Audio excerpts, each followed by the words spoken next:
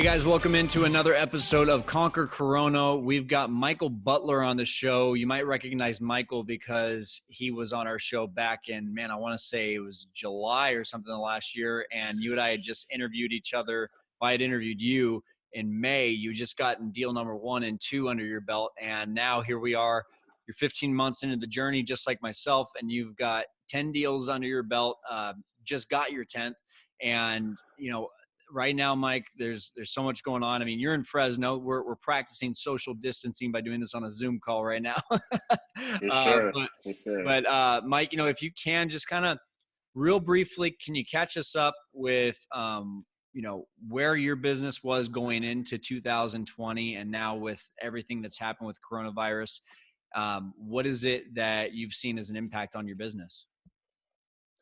I say coming into the year, off the year that we had last year, we were kind of coming off of I don't want to say it was kind of like a turn. We had our own little market turn in a sense of our marketing during my football season because I coach varsity football. I didn't do enough marketing, so it slowed down towards the end of the year. Just having to bring my wife on and everything like that is one of the things that I kind of learned. And so it took a minute to kind of get the wheel rolling at the beginning of this year. And then we closed deal 9 in March, probably a couple weeks ago. And then we'll close another one this week, hopefully. Obviously, you don't want to, count on that one until it closes. So just the biggest thing is really just continuing to market. And that was kind of a downturn that I had, but I think it was a positive thing because it really showed me how much, when you stop your marketing, how much it could affect your business. Yeah. So, I mean, obviously, no matter if coronavirus is involved or not, you just learned a good lesson there from not marketing and how the lag time of that probably ended up showing itself. But what about since all this stuff has happened? How have you seen your business be affected? For the most part, I wouldn't say it has. Correction. I guess in the sense of going to appointments, like I love the acquisition side of wholesaling. And I think it does affect what I believe that I'm good at, and that's really being in front of a seller and stuff like that. If it was up to me, I mean, I'll still be out there and stuff like that. But I got a wife and I got 2 kids, 5 and 3. So I got to make sure that I'm doing my part. Just the same thing with our community here in Fresno by staying in the house. And so where it's really affected our business is really me having to get better at sales over the phone. Where I could typically be in front of somebody and I can usually close a deal out that way. It's really forcing me to sharpen my skills on the telephone and getting commitments right then and there. That's good, man. Something that you don't even really think about. So what other sales skills over the phone have you had to focus on in order to try to close those deals on the phone? Being able to create urgency, being able to get a commitment out of them, getting all the decision makers on the phone, really dig into the pain points, trying to find out exactly what it is and why it is that they're trying to sell or why they're interested in selling. Just like anybody when it comes to cold calling. We actually did just hire our first cold caller 2 weeks ago, but that was even affected in the Philippines because their call center got shut down. So here we go thinking that we're about to hit the ground running. I had enough data for them to start, calling on that. But since they got shut down at the call center, what that made me do on the back end is me and my wife, we picked up it on the SMS side of it. And we're able to get some nice leads that way. So just working those leads and stuff like that. So just being able to pivot, understanding in this business, nothing goes the way that you really plan it to go. So just being open and being vulnerable enough to be able to maneuver. That's good, man. Yeah, I mean, it's all about adjustments right now, right? I mean, you're working from home. I'm working from home. I just moved into a new house. So like, I usually at the office, usually at the office filming these, but right now, I'm hiked up on a coffee table just to get some good lighting in here. So, hey, that works. Get you a ring light, man. Send you a gift or something. Exactly. So I guess my question is, you have really good relationships with your buyers, and then you're also working on developing these quick relationships with sellers, and you're really, aside from just bringing on a cold caller right now, you've been really in the trenches with everything. So how are you seeing the buyers and sellers being affected by this? Um, I mean, I guess as you would kind of expect. I mean, there's people that kind of take their foot off of the gas a little bit. I've sent a deal to somebody and who was pretty much chomping at the bit for anything that I would get. One first look at certain things in certain areas, and I sent it to him, and he's just like, "Man, I don't know," like and so, and I get it. But I think in this time, it's going to turn into more networking. It's going to turn into one of those things where you're not able to close a deal unless you reach out to another investor and kind of see if you can get some assistance. That may mean that your assignment fees aren't going to be as big as they were 3 months ago, right? Instead of $15,000, $20,000 deals, maybe you're getting $5,000, $10,000 deals. But I think just being able to stay in the moment and stay relevant, especially in real estate where people can get washed out so quickly when things turn. I think you just reach out for your relationships and depend on some relationships to help get some things closed, JV some deals.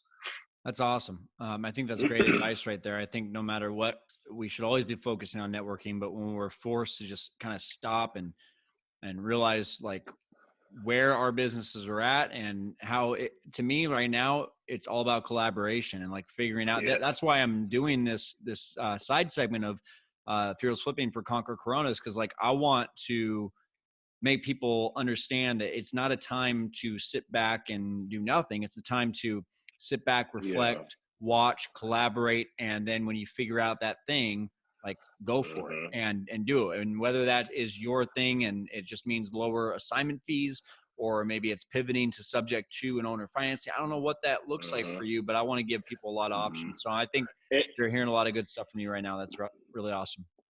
and it can also be the fact that you figure a lot of us we target pre foreclosures and stuff like that.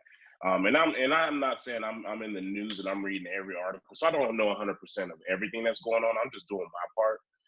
Um, but they talk about banks not foreclosing on people and a lot of people just a lot of people kind of doing more of a courteous thing in the sense of just not evicting people and stuff like that. So some people can see that as a negative, like, man, or like like, yo, we go out to pre-foreclosures and they're not even going to get foreclosed on, right? You can look at it that way, but then you can also look at it like the value of these homes are going to drop anyway. So whether they're going to get evicted or not, if they're interested in selling, they're still going to be interested in selling because they know that this may be their best chance at getting the most that they can get. Because right now we're negotiating lower, anticipating that it drops. Can you imagine once it actually drops? Right. Yeah. So it's still a good time for sellers to sell. Yeah. Well, all we can do is speculate right now, but I guess my question to you is how long do you think this thing lasts? Um, I really don't care, to be honest with you. It's a good I answer. don't, because at the end of the day, it really forces. I think anyone who's been in it, like I've been in it a year, right? And so this is year two for me. So this is a point in time where my business should be taking the steps that the coronavirus is almost forcing me to do anyway. I should have better systems. I should have better processes, right? I should be able to close more deals over the phone. I shouldn't have to go to every appointment. So if anything, this is like a blessing in disguise because it's forcing me to do the things that I already had plans on doing this year. It's just forcing me to do it earlier. Man, that's good. That's good. I think we've had already in what 10 short minutes so many good pieces of advice here, but I think that one is really solid. Aside from just continuing with marketing, continuing to network, and then really like now, especially in the time of reflection, figuring out your systems is really really good advice. So, Mike, any last words before we log off here? Yeah, man.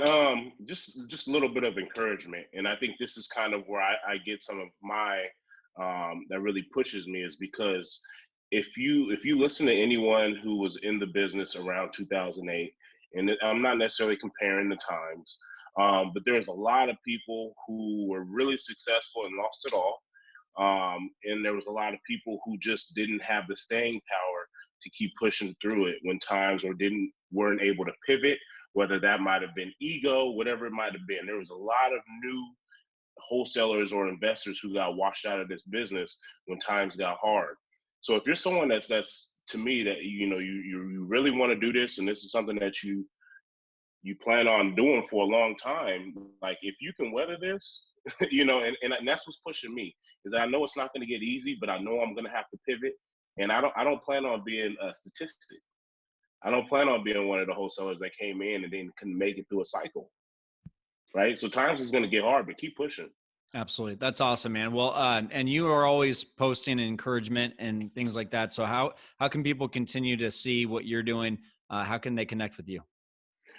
They can follow me on Instagram. My username is at butler.buys.houses. And that's pretty much it. I mean, I like to try to be as active as I can on there. I try to go live. I've been pretty inconsistent with that, but I'm always looking to talk real estate with people, always willing to help analyze some deals however I can. Give you some pointers on closing certain deals or just how to talk to sellers. I'm not the best at it, but hey, two minds is better than one. Hey, you're the man, Mike. I really appreciate you being on the show and helping people to learn how to survive and thrive during these uncertain times.